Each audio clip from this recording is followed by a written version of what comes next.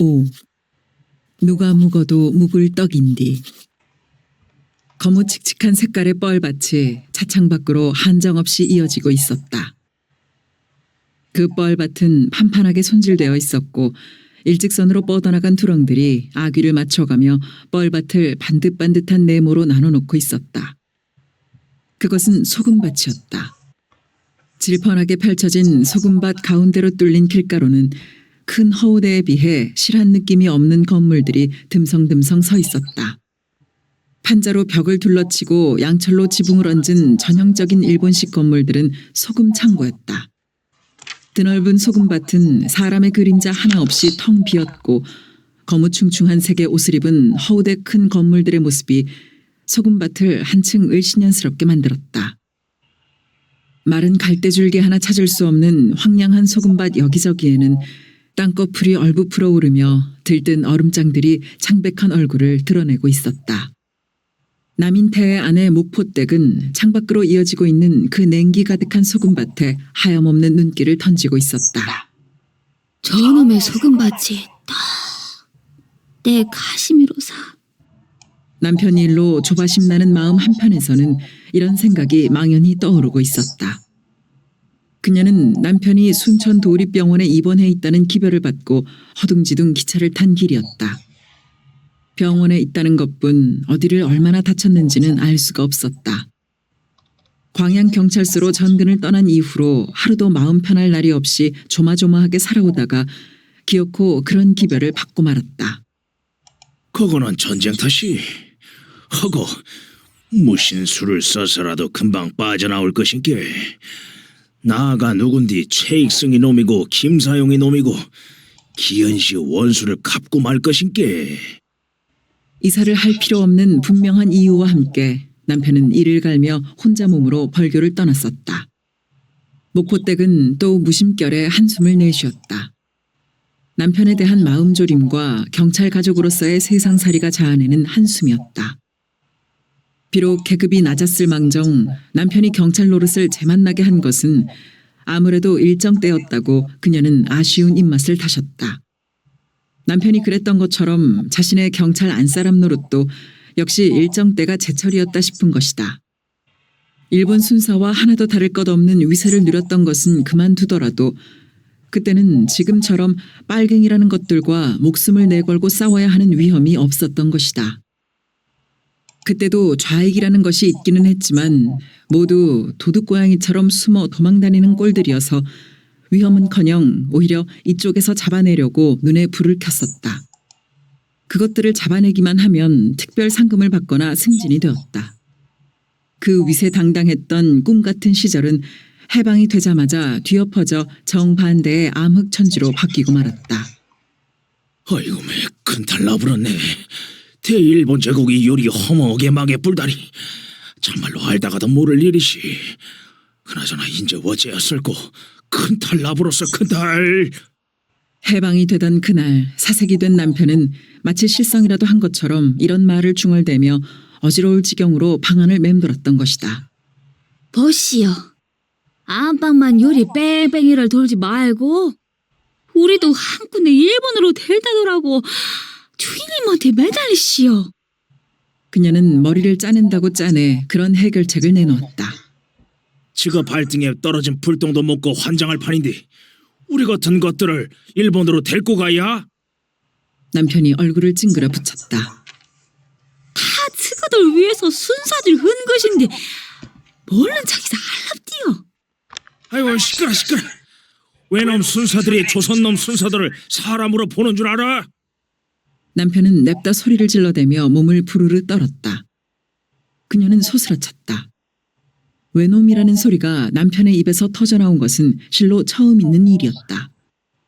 더 입을 나불거렸다간 남편의 주먹이 날아들 것만 같아 그녀는 입을 다물고 말았다. 남편은 안절부절 못한 채 이틀을 더 보내고 결국 피신을 하지 않을 수 없게 되었다. 인자 우리 시상은 깨끗하니 끝장나버렸네. 집은 아버님한테 맡겨놓고 자넨 새끼들 데리고 친정으로 떠서. 당신도 한눈에 친정으로 피웁시다. 여러 말 말어. 목포는 더 큰 불구덩이여. 가면 어디로 가시게라? 부담시 아는 것이 병이시. 나가 알아서 피할 것인께 자넨 새끼들이나 잘 간수여. 남편은 핫바지 저고리를 걸치고 어둠 속으로 사라져갔다. 남편의 추레한 모습에서 그녀는 자신의 인생이 문 닫혀졌음을 절감하지 않을 수 없었다. 4-5명의 청년들이 들이닥친 것은 다음 날이었다. 그들은 집을 애워싸듯이 하고 남편을 찾았고 어젯밤에 들어오지 않았다는 말을 듣자마자 우르르 마루로 뛰어올라 집안을 뒤지기 시작했다. 요런 백여시 같은 새끼가 금세 냄새 맡고 째뿌렸구만. 금매 말이여. 우리가 한 발 늦어 불었는갑니? 요것이 진로 악질이었는데 딱 몰매 쳐주게 헐놈 놓쳐뿌렸는갑네. 안에서 흘러나오는 이런 소리들을 들으며 그녀는 바들바들 떨고 있었다. 헤헤, 요것 좀 봐라. 해방된 지가 언젠디 요것들은 이작지 일장기를 신주 모시디끼 떡하니 걸어놓고 있단 말이여. 아니 무엇이여? 이런 외침에 그녀의 가슴은 그만 덜컥 내려앉고 말았다. 너무 경황 없이 며칠을 보내느라고 일장기 떼내는 것을 잊고 있었던 것이다. 저놈의 옛 편네도 남과 놈하고 똑같은 악질 반역자시. 하몬 일심동체 아니여? 에이, 짜리 삐껴나거라. 때려 부시어 불랑께. 유리가 박살나는 소리가 요란했고 그녀는 두 귀를 막으며 몸을 조여뜨렸다. 그녀는 반항은 고사하고 말 한마디 못한 채 청년들에게 끌려갔다. 그들은 자치대라고 했고 그들의 입에서는 친일파 처단, 민족 반역자 처단이라는 말이 계속 흘러나왔다. 남편이 어디로 도망했는가를, 왜 일장기를 그대로 붙여놓고 있었는가를 그녀는 이틀 동안 계속 추궁당했다. 그들은 겁을 주거나 소리를 지를 뿐 때리지는 않았다. 그녀는 풀려나기는 했지만 남편의 말대로 아이들을 데리고 친정으로 갈 수가 없었다. 집을 떠나지 말라는 것이 자치대의 명령이었다. 물론 시아버지도 끌려가 조사를 받고 나왔다. 젊은 사람들이 참말로 무던혀. 일본 것들 같았음사 벌새 사지가 녹아내렸을 것인지. 자치대에서 풀려나온 시아버지가 고개를 떨군 채 힘없이 한 혼잣말이었다. 잔뜩 기죽어버린 시아버지의 모습에서 그녀는 남편이 저지른 잘못이 얼마나 큰 것인지를 새삼스럽게 확인하고 있었다. 8월의 늦더위가 더 더워질 지경으로 세상은 온통 활기가 넘치는 가운데 술렁거렸다. 그러나 그녀의 집안은 바깥 세상과는 달리 썰렁한 냉기로 차 있었다. 그녀는 그 냉기에 갇혀서 비로소 해방이라는 것이 무엇인지 실감하고 있었다. 주위의 사람들로부터 벌어진 외로움, 주위 사람들의 눈총을 스스로 피하고자 하는 두려움, 그것이 그녀가 깨달은 해방이었다. 그리고 그것은 남편과 자신이 해방 전에 저지른 죄의 모습이기도 했다. 함은 해방이 되었은 게 금매 해방이 되었단 말시. 엄마, 해방이 되었는디도? 어허, 해방이 되었단께로? 사람들은 앞으로의 세상살이에 대해 이야기들을 분분하게 했고 옳다는 말 끝에도 의심스런 말 끝에도 아니라는 말 끝에도 해방을 갖다 붙였다. 세상 사람들이 표 안 내는 속에서 해방을 얼마나 고대해 왔으며 이제 해방을 얼마나 반기고 있는지를 그녀는 날이 갈수록 깊이 깨달아가고 있었다. 그 확인이 되풀이될수록 그녀는 점점 더 외톨이가 되어가는 고적감에 파묻혀갔다. 그 고적감은 앞으로의 평생을 어떻게 살아가야 할 것인가 하는 무서움이었다. 죄를 졌으면 죽은 뒤키 죄 닦음 흠시로 사는 것이 도리다. 몸 안 상하고 요만한 것도 다 인심이 후원덕인께. 시아버지의 조심스러운 말이었다. 걸음이 늦었던 어느 순사는 도망을 치다가 잡혀 몰매를 맞고 병원으로 실려갔고 어떤 순사보는 숨어 있다가 잡혀 저는 외놈의 앞잡이 민족 반역자입니다 하는 글을 쓴 커다란 종이를 가슴과 등에 붙이고 이틀 동안 읍내를 돌기도 했다. 해방된 세상은 나날이 달라져 갔다. 자치대가 치안대로 바뀌고 곧 새 나라가 설 것이라고 했다. 그 나라는 너나 없이 공평하게 사는 나라가 될 것이라고 했다. 그 나라가 서게 되면 제일 먼저 토지개혁을 해서 소작인 없는 세상을 만들 것이고 그 다음으로 할 일이 친일파나 민족 반역자들을 법으로 다스리게 된다는 것이었다. 그런 소식들은 시아버지가 가져왔고 신경을 곤두세운 그녀는 그런 사실들을 낱낱이 머릿속에 담았다. 새 나라를 세울 준비를 하는 것이 건국준비위원회라는 것도 서울에 있는 그 위원장이라는 사람이 여운형이라는 것도 알게 되었다. 친일파나 민족 반역자들을 법으로 다스린다는 그 새 나라가 하나도 반가울 것이 없는 그녀의 앞에 신변의 위협은 현실로 나타났다.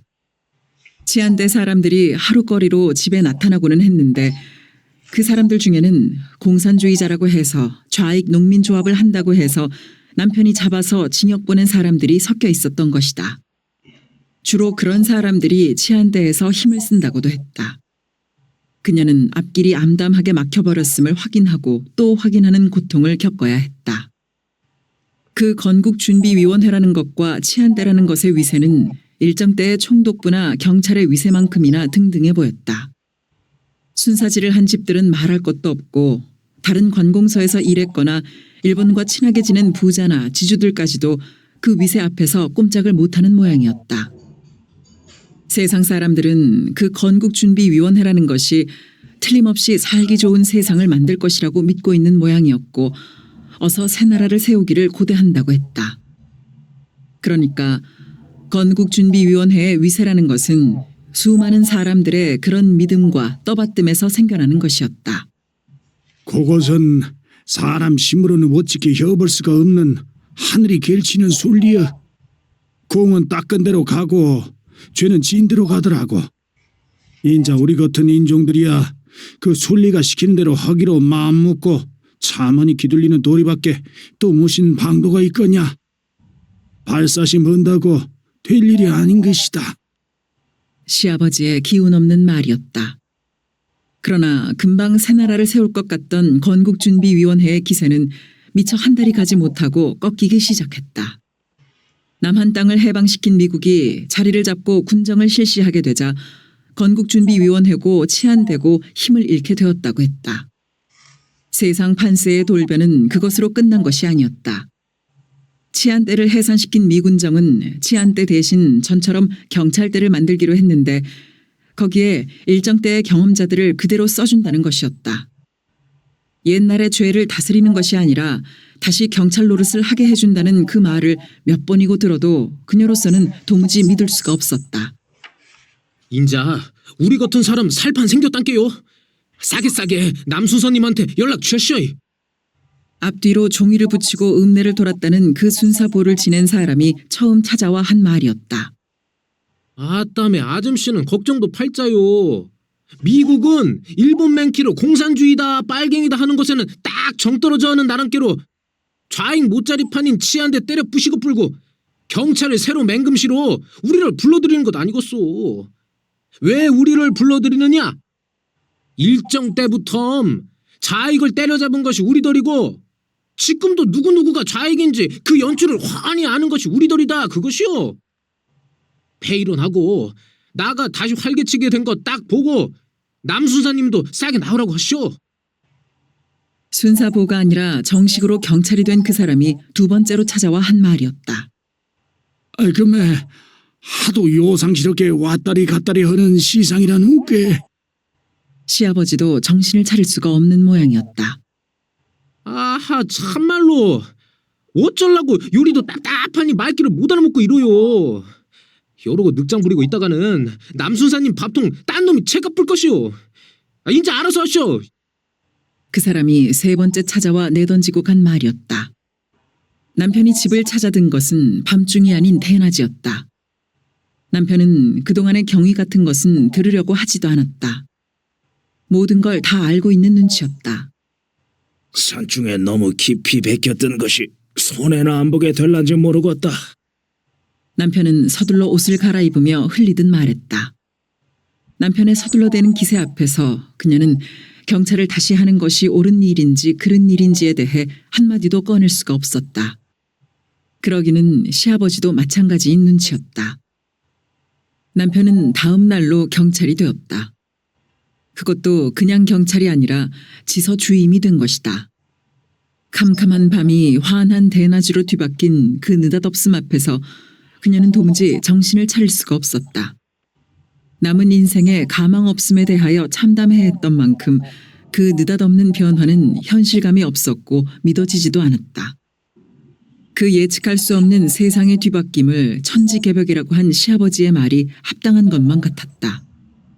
짧은 기간 동안에 2번의 천지개벽을 겪은 그녀로서는 3번째의 천지개벽을 겪게 될까 무서워 마음을 놓을 수가 없었다.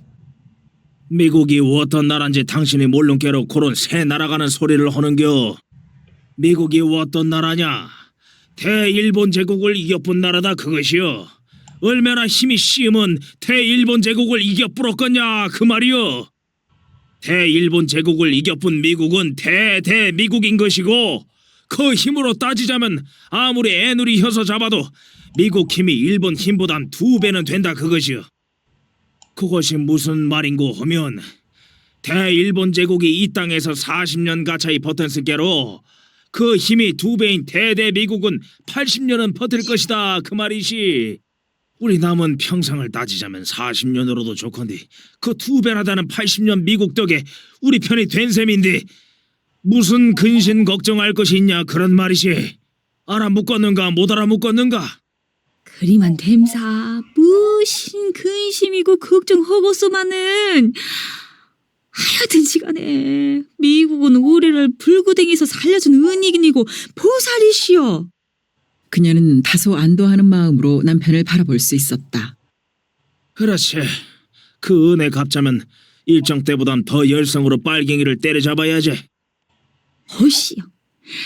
아무리 미국이 시다여도 시상이 언제 오지게 돌별렀는지 모른 게 눈치 봐가면서 인심 아닐게 유령지게 걸시오. 자네가 철든 소리를 허니라고 하는갑는디 그것은 하나만 알았지 둘은 모르고 오는 소리지. 인자판이 뒤바뀐 이상 미국이 시키지 않았더라도 좌익이고 공산당은 씨를 몰리고 뿌리를 뽑아야 해요. 또 그놈들한테 판을 뺏길 수는 없는 일인께로 앞으로 판이란 것이 네가 죽냐 나가 죽냐 하는 판이란 것을 알아야써. 그녀는 가슴에 냉기가 왈칵 끼쳐드는 것을 느꼈다. 그리고 너나 없이 공평하게 사는 새 나라를 고대하던 세상의 활기와 술렁거림이 불현듯 떠올랐다. 근데 말이요. 만일에 미국이 차를 잡고 나서지 않았으면 시상 판세가 어찌 됐을게라. 그녀는 남편의 눈치를 살피며 조심조심 입을 놀렸다. 자네가 요번 일을 당하던가 부쩍 세상 돌아가는 일에 관심을 쓰게 됐네 그래.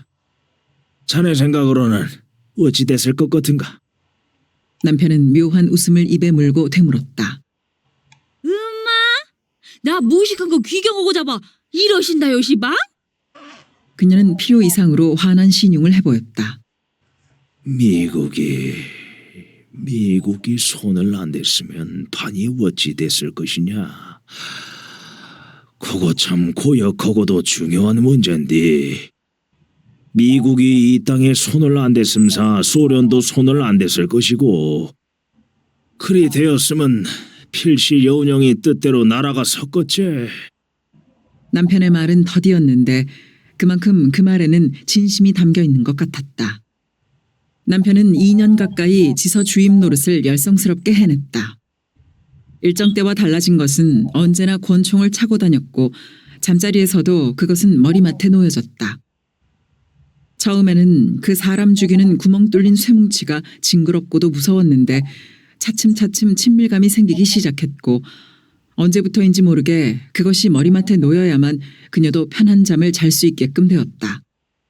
좌우익으로 엇갈린 시국은 그만큼 뒤숭숭하고 불안했던 것이다.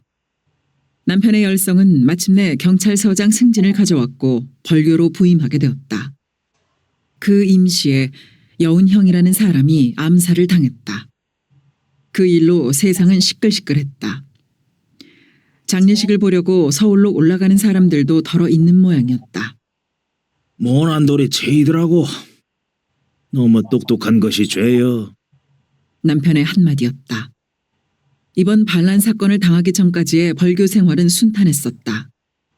좌익을 검거하는 일로 언제나 신경을 써야 했지만 그건 의뢰하는 일로 만성이 되어 있기도 했다.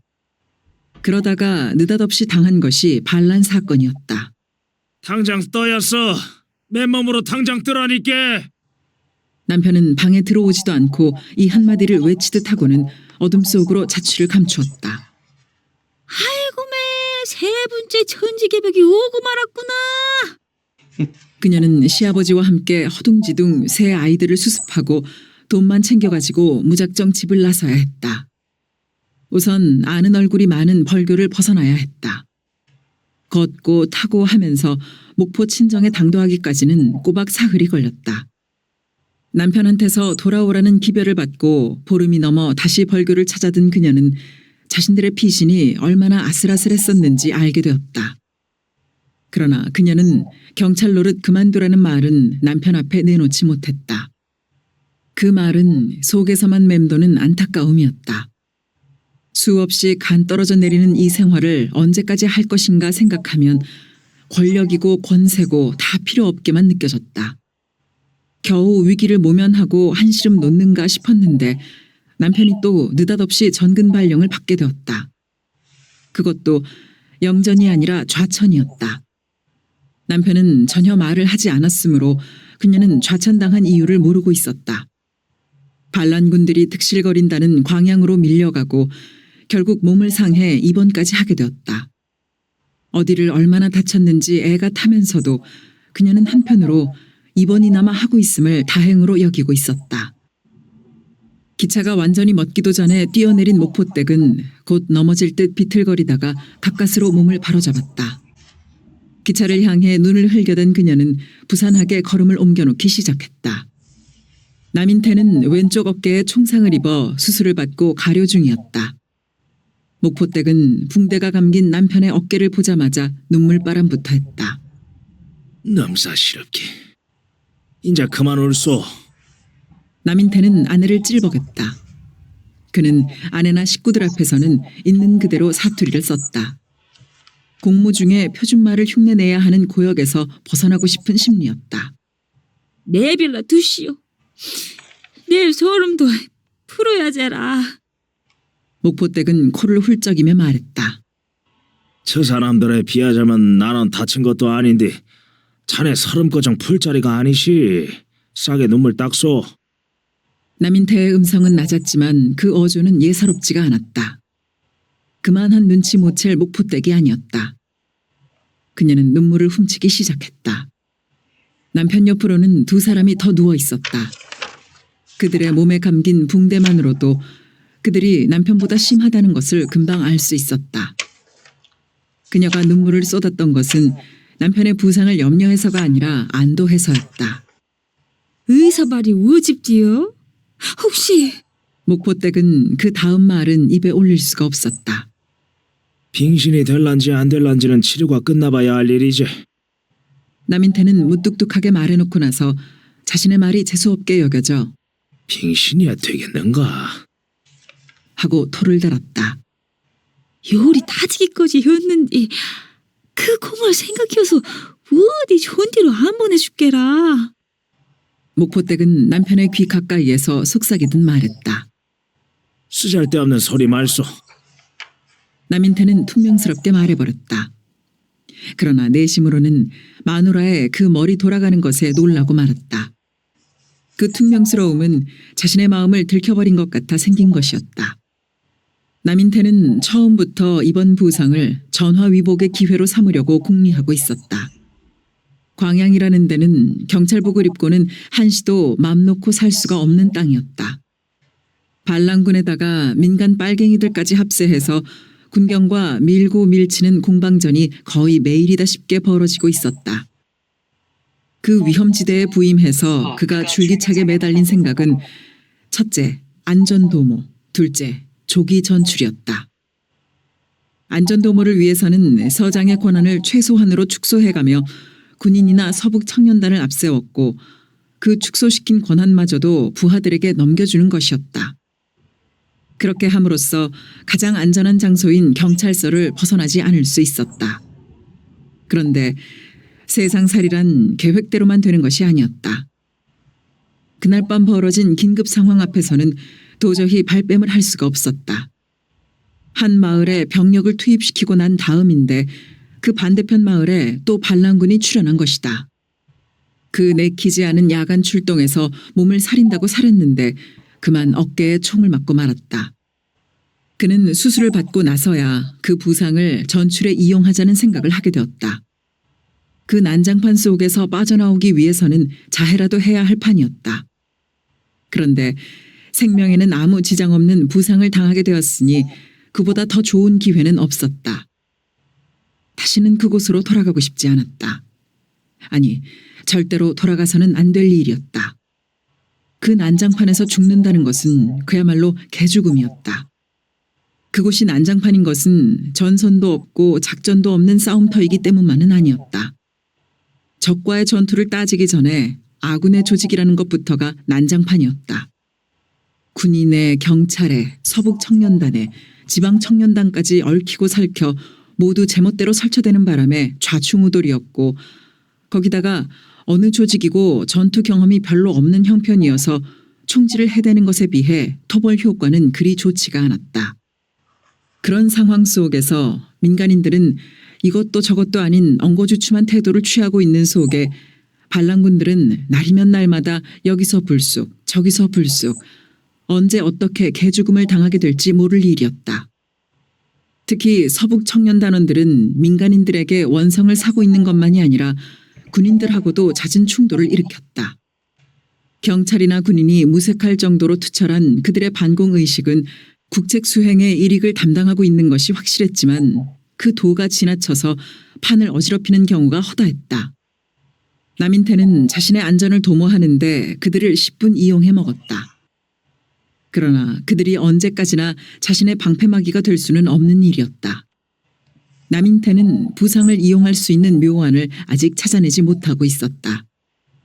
아내에게 기별을 보낸 것은 병간호를 시키려는 것이 아니라 미리 돈을 장만시키기 위함이었다.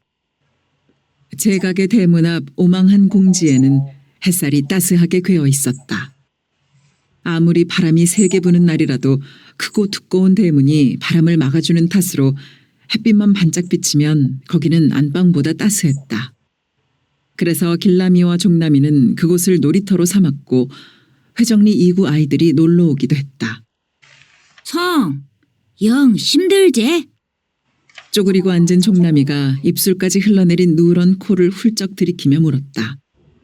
그러나 고개를 잔뜩 웅크려 박은 채 손을 놀리고 있는 길라미한테서는 아무 대꾸가 없었다.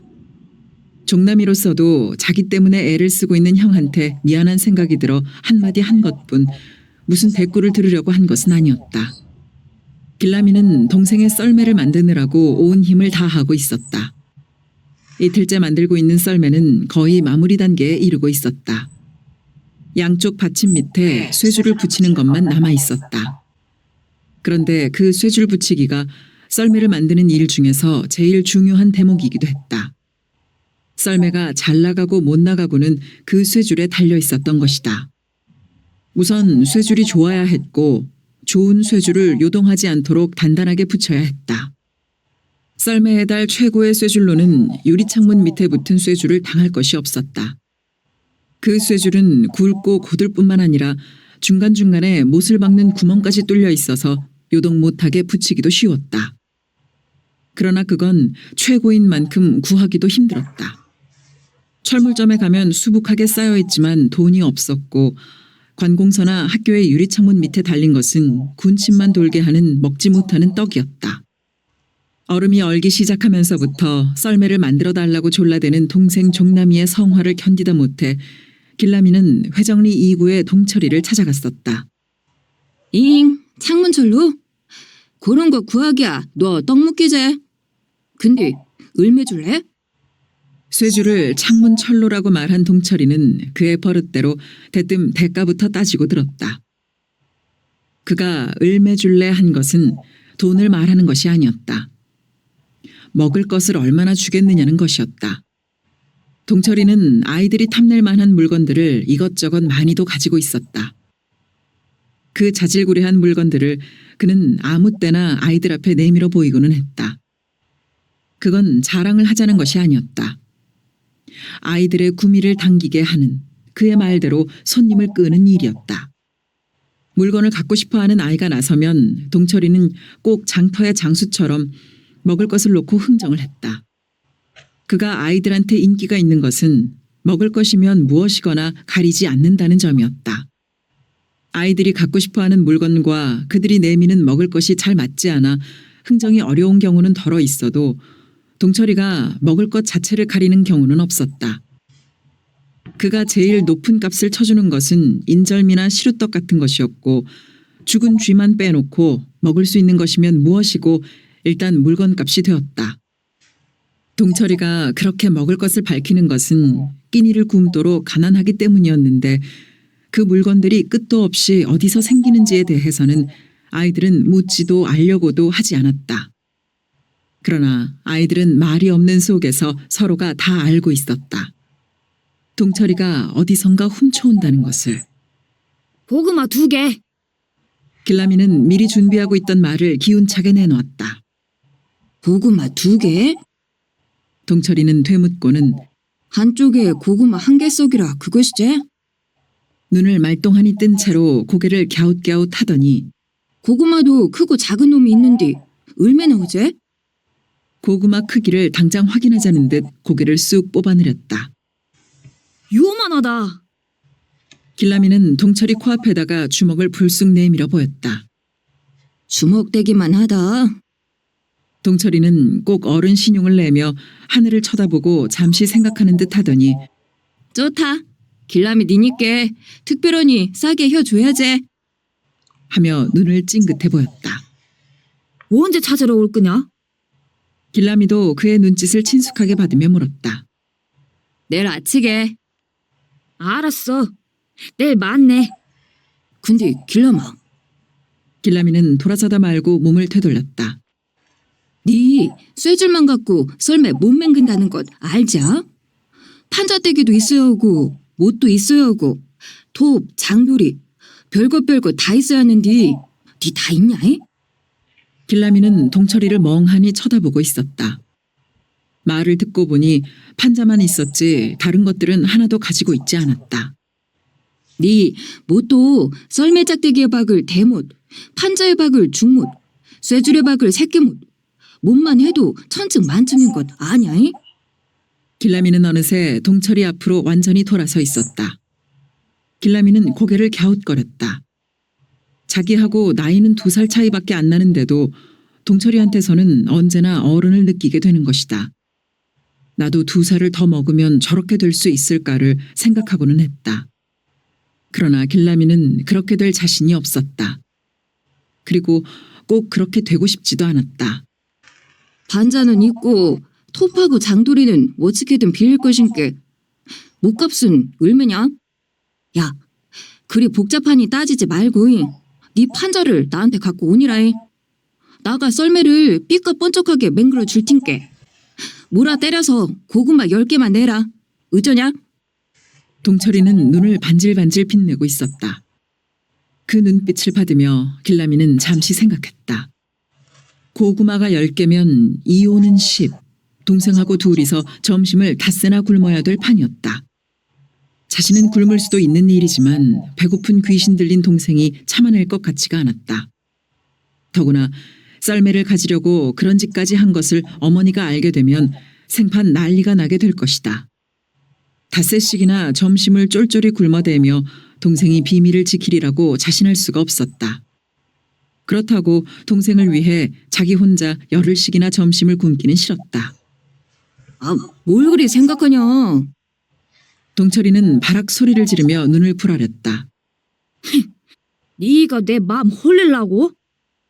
길라미는 마음을 다잡으며 앞뒤를 차근차근 따져나갔다.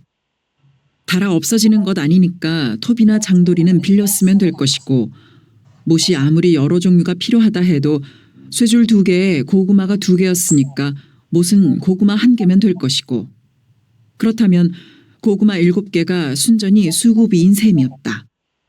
시벌놈 순 도적놈 심보시. 야, 어째 눈깔이 괜히 눈깔로 변해뿌냐? 이? 동철이가 약간 캥기는 기색으로 길라미의 눈치를 살폈다. 길라미는 속으로 욕한 것이 들킨 것만 같아 얼른 표정을 바꾸었다. 아니요. 아무리 생각해봐도 고구마 10개를 구할 수가 없어서 속이 상한 것이요. 길라미는 얼떨결에 둘러대고 있었다. 그려, 니도 너가 아버지 없이 무당집에 붙어 사는 신생께로. 동철이는 이빨 사이로 침을 찍 내깔겼다. 그가 기분이 잡치거나 속이 상할 때면 하는 버릇이었다. 그럴 때 그는 어른스러워 보이기도 했고 불량스러워 보이기도 했다. 그러면 어떻게 할래? 동철이 먼저 입을 열었다. 이제 못이라도 바꿔 먹자는 속셈이었다. 무엇이나 구해둬라. 고구마 2개. 원래? 세 줄이 고구마 2개였는데 그까진 무엇이 어째 2개요? 못이 1가지람서 고구마 1개로 되겠지만 못이 3가지다 요것이요 3가지. 동철이는 손가락 3개를 펴서 길라미의 눈앞에다 디밀었다. 못이 아무리 3종류라 해도 고구마 2개를 내놓기는 억울했다.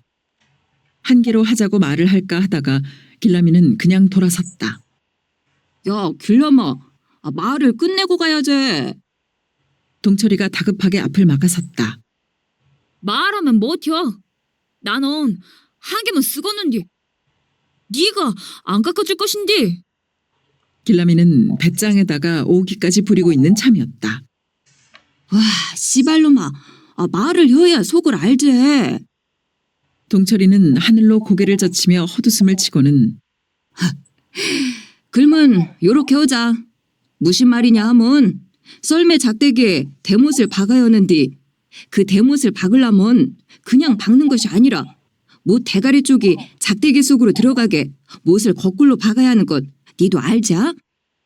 그려 그러자면 못 대가리를 장도리로 두들겨서 없애야 하고 거꾸로 박고 나면 못 끝이 애질해져진 게 또 뾰족하니 갈아야 하고 그것이 얼마나 힘드는 일이냐. 나가 그 썰매 작대기를 맹그러 줄 땐께 그것까지 합쳐서 고구마 2개를 내라.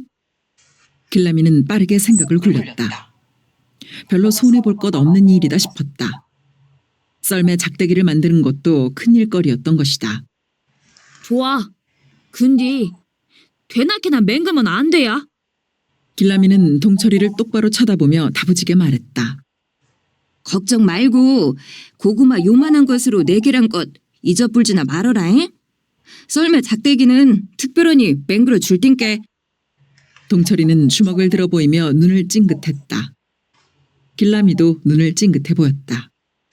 근데 네가 썰매를 잘 맹글 자신이 있냐잉? 아먼 공작 숙제는 나가 우리 반에서 지린께로. 야, 장난으로 맹그는 공작 숙제하고 사람이 올라타고 달리는 썰매하고 똑같은 줄 아냐? 야가 시방 자다가 봉장 두들기는 소리 하네. 동철이는 어이없다는 듯 코웃음을 쳤다. 봉창 두들기는 소린지 아닌지는 두고 보더라고. 길라미는 오기를 부리며 돌아섰다. 고구마가 아깝기는 했지만 썰매를 손수 만들어 보고도 싶었다. 그림을 그리거나 공작품을 만드는 것은 언제나 재미가 있었다. 특히 공작품을 만드는 손재주는 선생님의 칭찬을 들을 정도였다. 길라미는 집으로 돌아오는 길에 동철이를 생각하고 있었다. 동철이가 먹을 것이면 무엇이든 가리지 않는 것은 가난하기 때문이었다. 가난하면서도 동생들이 많기 때문이었다. 가난한 것은 아버지가 없기 때문이었다. 아버지가 잠시 어디로 간 것이 아니라 영영 죽어버렸다. 그의 아버지는 방죽에서 총살당했다고 했다. 어머니가 철다리옆 부둣가 식당에서 물리를 해주고 얻어오는 국밥 한 그릇으로는 세 동생들을 먹여 살릴 수가 없다고 했다. 그래서 장남인 자기가 동생들 배를 채워줘야 한다는 것이었다. 동철이는 일본에서 살다가 해방이 되어 돌아온 아이였다. 그가 귀환동포 마을로 불리는 회정리 2구에 사는 것도 그 까닭이었다. 그는 거기에 살면서도 귀환동포라는 말을 끔찍하게 듣기 싫어했다. 그는 몹시 화가 날 때면 특히 동생들에게 일본 욕을 퍼부어댔다. 그는 언제나 주머니에 조그만 칼을 넣고 다녔다. 아이들이 아무리 졸라도 그것만은 먹을 것과 바꾸지 않았다. 접었다 폈다 하는 그 칼의 손잡이는 뿔로 덮여 있었는데 거기에는 무슨 무늬가 새겨져 있었다. 얼핏 보기에도 값비싼 칼 같았다. 우리 아버지가 쓰는 것이다. 단둘이 있게 되었을 때 그가 한 말이었다. 자신이 아버지를 입에 올리지 않듯 그도 그때 말고는 아버지를 입에 올린 적이 없었다. 그는 학교를 다니지 못하고 야학을 다녔다. 그러면서 그까짓 공부는 해서 뭘 하느냐고 입버릇처럼 말하고는 했다. 어느 날인가는 불쑥 야학의 여선생을 지 각시 삼았으면 좋겠다고 했다.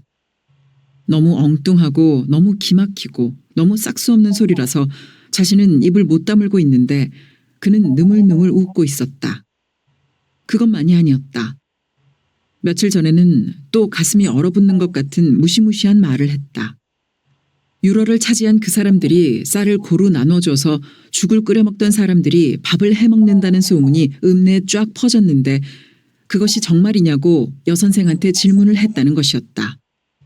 그런데 여선생은 딱 부러지게 대답은 하지 않고 긴가민가하게 말을 하더라는 것이다.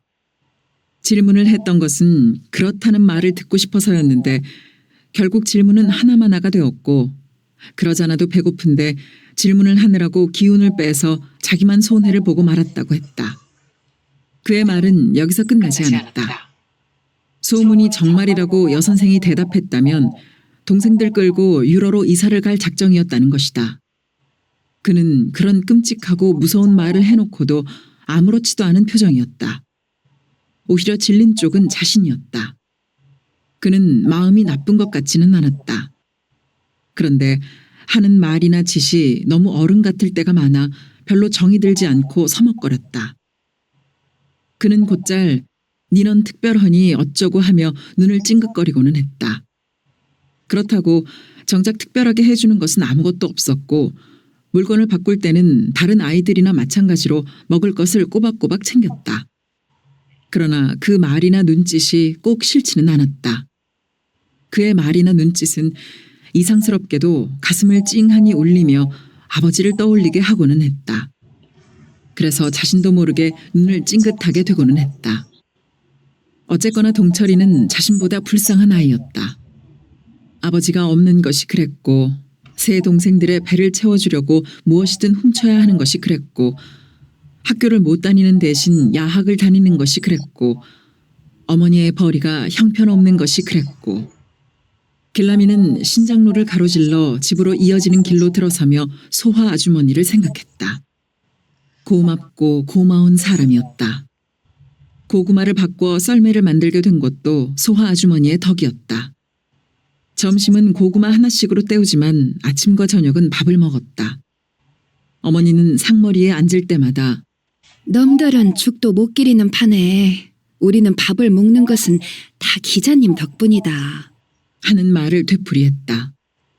종남이가 불쑥 엄니 다 알아. 했다가 얼마나 야단을 맞았는지 모른다. 길라미는 끼니 때마다 되풀이되는 그 말이 하나도 지겹거나 지루하게 느껴지지 않았다. 어머니의 말을 들으며 속으로 도아 아줌씨 고맙습니다. 고맙습니다. 하고 말하는 것이다. 소화 아주머니가 아니었더라면 얼마나 배를 골았을 것인가는 어머니가 말하지 않아도 너무나 잘 알고 있었다. 길라미는 어머니가 하라는 대로 겉으로는 기자님이라고 불렀지만 속으로는 소화 아주머니라고 부르고 있었다.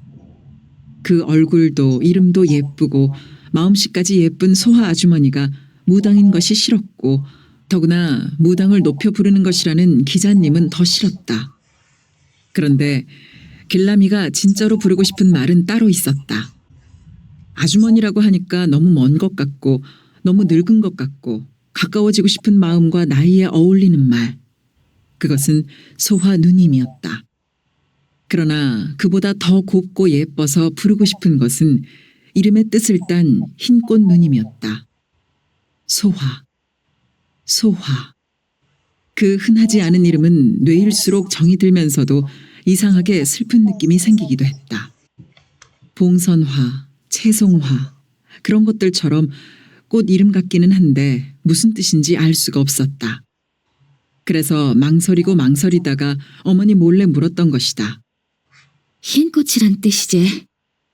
소화 아주머니는 정말 흰 꽃처럼 잔잔하게 웃으며 머리를 어루만져 주었다.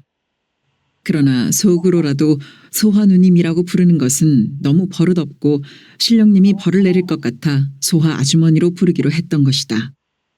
소화 아주머니가 순천까지 넘어가게 된 다음부터 길라미는 어머니가 애달아 하는 것만큼 걱정이 되고 잠이 오지 않았다. 거의 매일 밤 꿈을 꾸었는데 소화 아주머니를 찾아 길을 떠났다가 어디인지 모를 산속을 헤매기도 했고 신령님 옆에 있는 호랑이를 탄 소화 아주머니가 시퍼런 물이 출렁거리는 강 저편으로 끝없이 멀어지는 것을 보며 발을 동동 굴러대다가 놀라 잠이 깨기도 했다. 좋은 꿈을 꾸려고 했지만 되지 않았다. 길라미는 어머니에게 한 번도 묻지 않았지만 소문에 귀 기울여 소화 아주머니와 어머니가 왜 잡혀 들어갔었는지 다 알고 있었다. 성, 날이 땡땡 좋아야 썰매를 탈 것인데 어째 해가 쨍쨍 비치고 이런단가? 춥거나 배고픈 것은 한시도 못 참는 것이 썰매 탈 욕심으로 해 뜬 것을 타박하고 있었다. 동생의 하는 짓이 하도 어이가 없어 길라미는 쇠줄을 구부린 뒤쪽 끝에 못을 박다가 픽 웃음을 흘렸다. 동생은 어제와 오늘 점심을 굶었으면서도 배고프다는 말 한마디 하지 않았다. 길라미는 반쯤 박힌 못을 장도리로 가만가만 두들겨가며 반대쪽으로 휘어지게 하고 있었다. 쇠줄 양쪽에 못을 쳐서 서로 엇갈리게 구부려 쇠줄을 고정시키는 일이었다. 못은 처음보다는 몇 갑절 쉽게 마음먹은 대로 말을 들었다. 솜씨가 익숙해진 탓이었다. 반대쪽에 못을 하나만 더 박아 구부리면 쇠줄은 까딱도 하지 않게 고정되고 그럼 썰매는 완성이었다. 길라미는 서너 개 남은 못 중에서 녹이 덜 슬고 잘생긴 놈을 마지막으로 골라들었다. 그의 왼쪽 손가락 여기저기에는 피멍이 잡혀 있었다. 장도리질이 빗나가며 입은 상처들이었다. 길라미는 못을 비스듬히 누인 상태로 잡고 못 끝을 쇠줄에 바짝 붙여 장도리질을 시작했다. 그렇게 반쯤 박아 반대쪽으로 휘어야만 쇠줄을 물고 힘을 받게 되었다. 다 되었다. 길라미가 썰매를 떠다밀며 소리쳤다. 우리 성 최고다. 종남이가 환성을 터뜨리며 썰매를 끌어안았다. 길라미는 눈을 질끈 감으며 팔다리가 찢어져라 기지개를 켰다. 정신이 아지랑이 밭으로 아른아른해지는 속에서 어머니가 집에 없어서 썰매 만들기가 편했다는 것과 한시라도 빨리 소화 아주머니가 보고 싶다는 생각을 하고 있었다. 어머니는 재판을 받고 오늘에야 풀려나게 된 소화 아주머니를 모시러 아침 일찍 순천으로 넘어갔던 것이다. 반란 사건에 가담했다가 연루된 자들의 집에는 새해부터 소작을 일체 내주지 않기로 한 지주들의 결정은 며칠에 걸쳐 읍 전역으로 퍼져나갔고 마침내는 골목골목에서 아이들의 입에까지 오를 정도였다. 인자 칠상이 너그 집 큰 탈나불었다. 하만 농새 뺏겨불면 뭘 먹고 살아? 먹을 거 아무것도 없으면 굶어 죽는다. 참말로 칠상이니 큰 탈났다. 67살씩 나보이는 그만한 꼬맹이들이 양지바른 포담 구석에 모여 서서 작은 입들을 다투듯이 놀리고 있었다. 그런데 4~5명에게 둘러싸이듯이 서 있는 한 아이만 고개를 수그린 채 말이 없었다. 얼굴이 헬쑥하게 굳어진 그 아이는 아랫입술을 꼭 물고 있었다. 다 공산당에서 그런겨. 그니까 공산당 하지 말아야지. 칠상이 네 멍충이다. 누가 아버지 공산당 못하게 네가 말기지. 요런 빙신아. 왜떤 어른이 그런 일을 아그들 말 듣냐? 가운데 선 아이는 아랫입술을 더 꼭 물며 눈을 질끈 감았다. 아버지라는 말을 듣게 되자 눈물이 나려고 했던 것이다. 실상아, 니 인자 어쩔래? 안 굶어 죽을라면 동냥이라도 해야죠 어째? 동양. 그려 동냥. 네 동량이 뭔지 몰라? 어머, 칠상이가 비렁뱅이 놀이를 한다고. 안 굶어 죽을라면 어쩔 것이냐. 가운데 선 아이의 고개는 더 수그러들었고 굳어졌던 양쪽 볼이 실룩거렸다. 칠성이가 쪽박 들고 장 타령하는 동양아치가 돼야? 그거 참 우습겠다.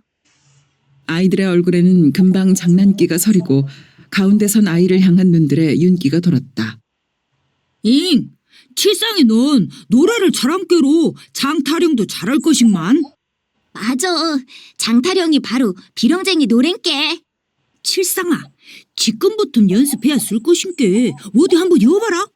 얼씨구씨구 들어간다. 절씨구씨구. 가운데 선 아이가 앙 울음을 터뜨리며 달리기 시작했다. 아이들은 머쓱해진 얼굴로 서로를 쳐다보다가 제각기 눈길의 방향을 바꾸고 있었다. 칠상이는 외서댁의 남편 강동식에 의해 좌경화된 샘골댁의 남편 유서방의 아들이었다. 어른들은 아이들의 귀를 조심해야 할 이야기가 아니어서 마음 놓고 입을 모았던 것이고 가난한 생활 속에서 먹고 굶는 것에 대해서는 곤충의 촉수처럼 민감한 반응을 나타내는 아이들에게 그것은 이야깃거리가 아닐 수 없었다. 어른들 사이에서는 그 문제에 대한 반응이 날이 바뀌어감에 따라 묘하게 변해가고 있었다. 참말이지. 효도 너무들 한다. 세세만 년 살 것도 아닌 한평생에 어찌 그리 모지락스럽게 척지고 살라고 하는고. 있는 것들이 하는 짓거리라는 것이 다 그리 배락맞을 짓거리들 뿐인 것이여. 닌장맞을. 각단지게 배락을 12번씩만 맞아라. 죽을 병 들어 누운 사람 가슴에 칼질하고 댐비는 꼴이 꼭 요것이구만 그려. 그나저나 남은 입들이 어찌 살란지 큰일 아니라고. 참말로 삥아리 같은 어린 새끼들 데리고 안사람들 당할 고초가 깜깜을 일이시. 글씨 말이지. 여론 일면치로 각답을 한 일이 또 어디 겠어. 이렇듯 처음에는 거의 모든 소작인들의 입에서 지주들의 처사를 비난하는 소리가 거칠게 쏟아졌고 그와 반대로 관련 소작인들을 염려하는 소리는 따뜻했다. 그런데 2, 3일을 지나게 되자 지주들을 비방하는 소리는 바람자듯이 점차 잠잠해져 가면서 그들이 소작론을 걷어들여 어떻게 처리할 것인지에 대해 은근한 관심들을 쓰기 시작했다. 근데 말이시, 요번에 지주들이 걷어들이는 소작이 얼마나 될란가 몰라. 근데 말이지. 입산자만이 아니고 진작 죽어본 사람들 거정 몰수한다니까 굉장하들 않겠어. 근데 그 농토를 어쩔란가? 지그 손수 안 할 것인 게 새로 소작을 붙이거지. 천상 그러겠지? 말이 났으니 말인데 소작 뺏긴 사람들 가심 절통한 것이야 다 지 죄다 금하는 것인께 우리가 어쩔 수 없는 일이고 몰수해드린 전답은 누가 먹어도 묵을 것 아니라고. 그렇겠지.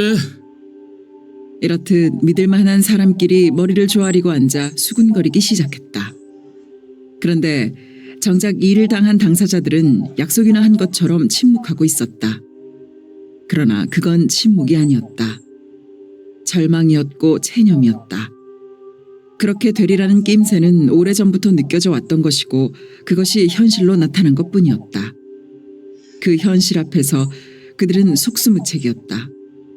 그 어디에 하소연할 곳도 도움을 청할 곳도 없었다. 그렇다고 지주들을 찾아가 사정을 하거나 빌어서 될 일도 아니었다. 지주들이 자기네를 원수로 대하고 있다는 것을 그들 스스로가 먼저 알고 있었다. 어두운 고사틀 허리 구부정한 남자가 가고 있었다. 그 사람은 좁고 어두운 고사틀 한석호 왼쪽으로 붙어서 걷고 있었는데 왼손에 들린 묵직한 느낌의 물건을 감추려고 그러는 것 같았다. 그 사람은 미처 10발짝도 떼어놓지 못하고 뒤를 돌아보고는 했다. 그런 식으로 얼마를 걸어가던 그는 어느 집 앞에서 걸음을 멈췄다. 그리고 좌우를 빠르게 살폈다. 고사태는 어둠뿐이었다. 그는 어깨숨을 쉬며 판자문을 거칠게 흔들어댔다. 어여와 아가 숙자야. 판자문을 흔들어대는 기세에 비해 그의 목소리는 크지 못했다. 계속 주위를 경계해왔던 것처럼 일부러 죽이고 있는 목소리였다. 방문에는 불빛이 희미하게 배어 있는데 사람의 기척은 나지 않았다. 야 숙자야 사람 왔다. 그의 목소리가 높아졌다. 그는 자신의 목소리에 놀란 듯 다시 좌우를 빠르게 살폈다. 누구다요? 방문이 열리며 여자아이 목소리가 들려왔다. 나다 싸게 문 닦으라. 나가 누구다요? 여자아이는 마루에 그대로 선 채 물었다. 아이 목청 들으면 모르냐. 싸게 문이나 따란게. 그는 짜증스럽게 말하며 문을 마구 흔들었다. 엄마, 문 부시고 지었어. 아버지, 나와 보시오. 여자아이가 놀란 소리를 내며 방으로 들어가 버렸다. 저런 오살할년이 그는 욕을 내뱉으며 또 좌우를 살폈다. 니기야. 방에서 남자가 나오며 물었다. 나요 칠복이. 그는 힘준 음성으로 빠르게 대답했다. 칠복이? 자네가 어쩐 일이여? 어딘디? 남자가 마루로 내려서며 컬컬한 음성으로 말했다. 그는 자신의 이름이 크게 불리는 것에 진저리를 쳤다. 무슨 일이여? 뜬금없이. 누구 와 있는 사람 없제라? 그는 대문을 들어서며 사랑방에 불빛이 없음을 확인하면서도 이렇게 물었다. 없구만. 누구 또 오기로 했는감? 아니구만요. 오늘 밤에는 아재하고만 둘이서 쪼깐 할 이약도 있구만이라. 그는 보라는 듯이 왼손에 들고 있던 묵직한 것을 약간 높이 치켜 올려 오른손으로 바꿔들었다. 그 헐 이야기 있음사 들어봐야지. 남자가 점잔을 빼는 목소리를 꾸미며 앞장섰다. 자긴 장칠보기가 마름 오동평이를 찾아온 것이다. 야 고소. 등잔에 불을 당긴 오동평이가 무뚝뚝하게 말했다. 이것이 그 지리산 토종꿀인데요. 산산단가는 보약이라는데 잡숴보십시오. 장칠보기는 보퉁이를 오동평의 앞으로 밀어넣었다. 지리산 토종꿀? 지리산이 빨갱이 천지가 된 것이 언제라고 꿀이 나오고 자식 혼란가? 장칠보기는 그만 가슴이 뜨끔했지만 아랫배에 힘을 주며 헛기침부터 한 번 했다. 어허 무슨 말을 그리 섭하게 혀부시오. 꿀이야 따서 오래 묵힐수록 약효가 나는 법인데 요것은 1년도 더 넘은 것이오. 우리 장모님이 내 생일에 갖고 온 것인데 우리 집서 묵은 것만도 10달이 넘었소. 장칠보기는 정말 역정을 내는 것처럼 얼굴이고 목소리를 꾸며대고 있었다. 아이 꿀이야 부자지간에도 믿지 말라고 하는 말 아니더라고. 그래서 그냥 혀본 소리지. 오동평이 헛웃음을 치며 뭉치고 있었다. 장모가 사오 가짜꿀 먹이진 않겠제라. 지긋달련 신세 엇법불 심보 아니람사. 장칠보기는 한 번 더 못을 치고 있었다. 하면 사우사랑 장모님께. 오동평이는 어느덧 흡족한 얼굴로 맞장구를 치고는 요것에 가시가 들기는 들었는데 그것이 무슨 가시까? 보퉁이를 끌어당기며 장칠보기를 빤히 쳐다보았다. 묵어도 안 걸릴 만한 가시오. 장칠보기 자리를 고쳐 앉고는 석 시원하게 그냥 확 까놓고 말해 불겠소. 그게 요번 좌익한 사람들 소작 뺏어갖고 새로 자긴 정할 적에 나도 한몫 붙여둬라 그것이오. 그는 가슴이 벌떡이는 것을 느끼며 숨을 들이마셨다. 새로 소작을 붙이기는 붙여야겠지. 오동평이는 무표정한 얼굴만큼이나 막연한 말을 흘렸다. 그는 장칠보기가 왜 찾아왔는지 이미 간파했던 것이고 이제 낚시를 던지고 있었다. 동평아재, 나도 더 나이 먹기 전에 심잠 얻어야 쓰겠는데 아재가 눈 딱 감고 한번 봐주시오. 금에 나서는 사람이 많은 디다가 자네야 기왕 붙이고 있는 소작이 있음께로 그 일이 말맨치로 쉽들 아니오.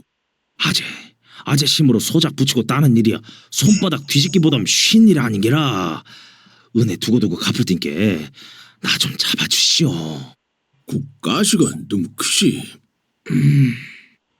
오동평이는 끌어당겼던 보퉁이를 다시 제자리로 밀어넣었다. 거절이었다. 아니, 꿀 정도로는 배가 안 찬다는 뜻이었다. 씨부랄 놈. 지도 종놈 신세에 더 불쌍한 놈들 피 뽑아먹자고. 장칠보기는 배창자가 뒤틀리고 있었다. 그러나 이대로 물러설 수는 없었다. 밥상은 차려진 밥상이고 배가 고픈 쪽은 이쪽이었다. 졌어. 가실에 쌀 반가마니 내궜어. 장칠보기는 급한 성질을 못 이기고 불쑥 말을 뱉었다. 글씨 쌀이고 보리고 그것이야 나중 이야기고 자네야 기왕 붙이고 있는 소작이 안 있는가? 그것이 문제시.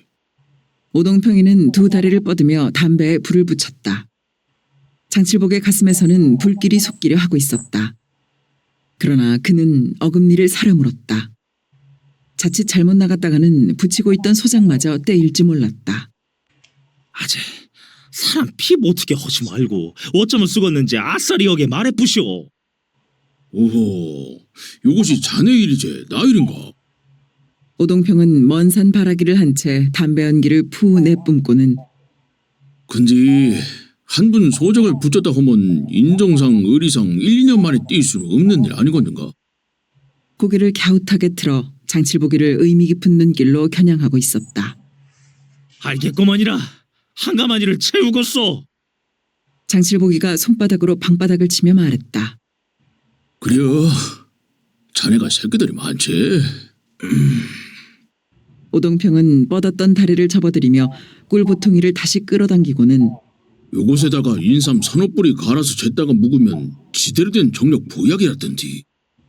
흘리는 것처럼 말하고 있었다. 마리 담배에 불을 붙이고 있는 장칠보기는 그 말을 못 들은 척했다.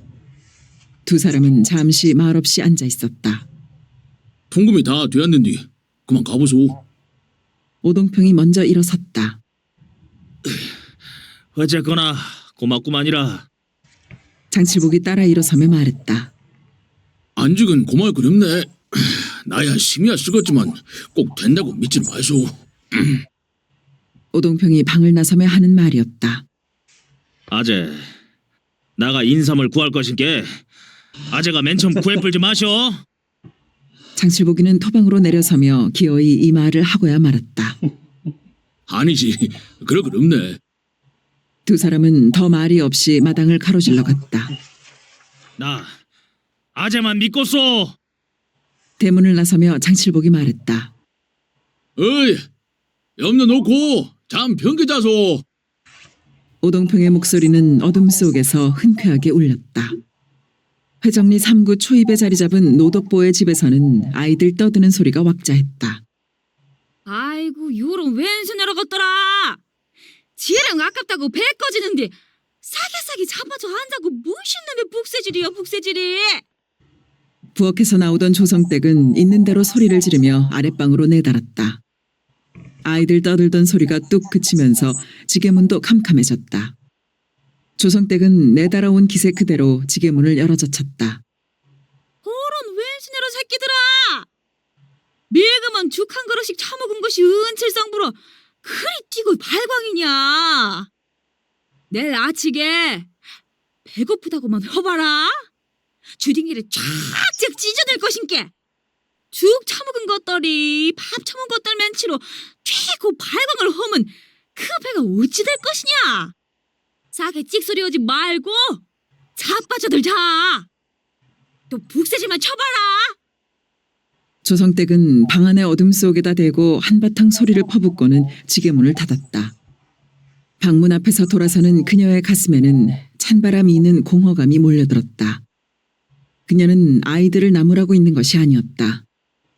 오늘 저녁으로 밀기울마저 탈탈 털어 시래기죽을 끓였던 것이다. 서운상과 얽혀있는 소장 문제는 아직도 풀리지 않고 당장 내일부터는 무슨 수로 끼니를 대나 하는 막막하고도 답답한 심사를 주체하지 못하고 있다가 아이들한테 포악을 부리게 되었다. 묽은 죽으로 헛배를 채운 노덕보는 벽에 몸을 부린 채 끄덕끄덕 졸고 있었다. 조성댁은 그런 남편을 한동안 바라보고 섰다가 조심조심 흔들었다. 예 말이요. 정신 차리고 나 말 좀 들어보시오. 말은 무슨 말 들으나 마라 한 소리. 노덕보가 짜증스럽게 팔을 내젓다. 우리가 살 방도가 있단게요. 조성댁이 빠락 소리를 질렀고 노덕보는 눈을 껌벅이며 몸을 바로잡았다. 무슨 말이고 하니 되지도 않을 일로 서운상이 찾아댕기지 말고 좌익한 사람들한테서 건어들인 전답을 새로 소장놓을 것인께 사게 그 구멍을 뚫으라 그것이요. 내 생각에 어쩌요? 그래요. 가만히 있어 보소. 노독보의 어조가 달라지며 얼른 담배 쌈지를 집어들었다. 그는 담배를 빡빡 말아대며 무슨 생각인지를 하고 있었다. 근데 그것은 곤란한 문제인데 넷이나 다 그리우면 몰라도 우리가 한꾼에 힘을 합치자고 약조한 말이 있는데 나 혼자 그래 불면 남자 체면에 의리 없는 짓거리가 되지. 음마 체면이 밥 먹여주고 의리가 떡 준답지요? 오늘 저녁으로 밀줄도 다 떨어져 불었어. 새끼가 넷에 이 당신 나 입이 일곱인데 체면이고 의리고 찾을 마냥이요 시방? 다 지 살구녕 지가 찾아야지. 공연불이 무슨 소양이 있어.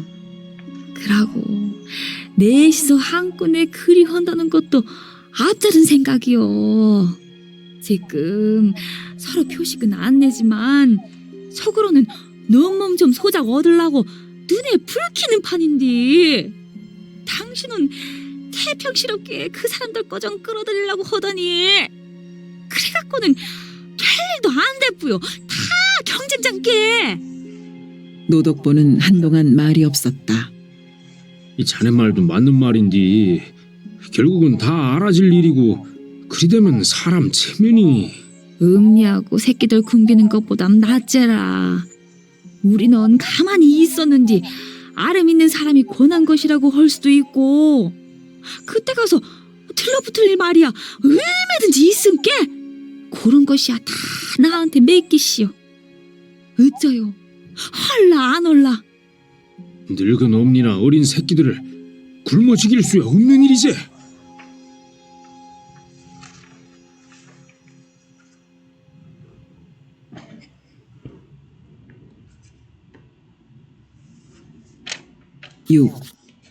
술집기를 먹고 취한 아이. 요런 빙신 같은 새끼 눈깔에 명시 백혔냐. 그것도 못 지키게. 염산군은 부동 자세로 서 있는 부하의 정강이를 냅다 걷어찼다.